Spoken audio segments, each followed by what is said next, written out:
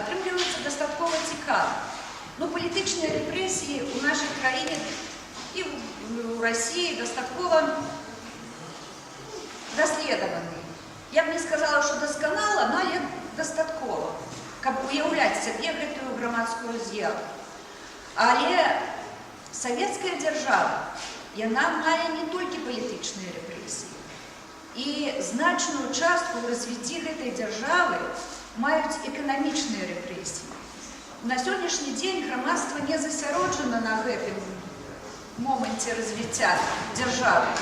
Але калі мы возьмем, вот тут у мяне ёсць, калі хто пацікавіцца, на перапынку я пакажу крымінальны кодэкс савецкі. І вы пабачыце, што там, да, ёсць частка злачынств, якія лічацца звязаных з іншадумствам, а большая частка гэта эканамічныя рэпрэсіі, гэта шкодніцтва, гэта забароны рознага толку, гэта спекуляцыя, як калі казалі, розныя іншыя эканамічныя злачынства. І людзі падвяргаліся рэпрэсіям за тое, што спазніліся на працу, за тое, што не выканалі планы, за тое, што планы былі складзеныя неадпаведна магчымасцям тых ці іншых галін гаспадаркі і шмат за што іншае. І гэтыя рэпрэсіі, яны па-за увагай рэабілітацыі.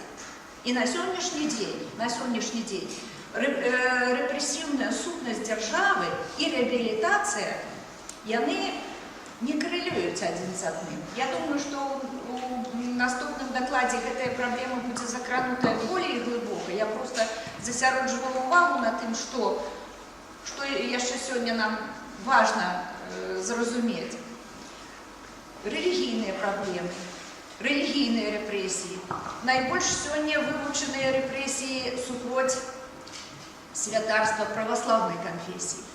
Але не толькі святары пратэстанцкіх канфесій, але і самі вернікі мелі праблемы з дзяржавай і былі рэпрэсаваны за сваю веру. Гэта таксама пытанне па-за увагай грамадства.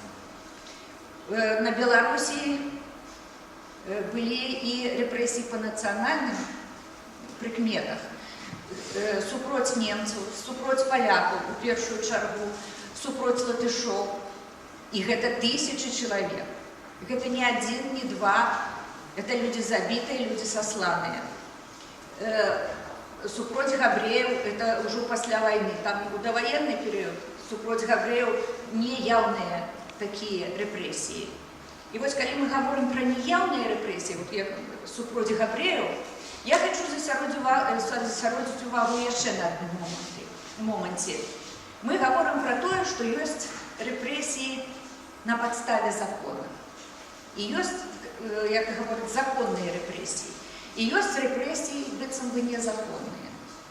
І вось беларуская дзяржава, яна рэабілітавала толькі тых, каго яна прызнала незаконна рэпрэсаваным.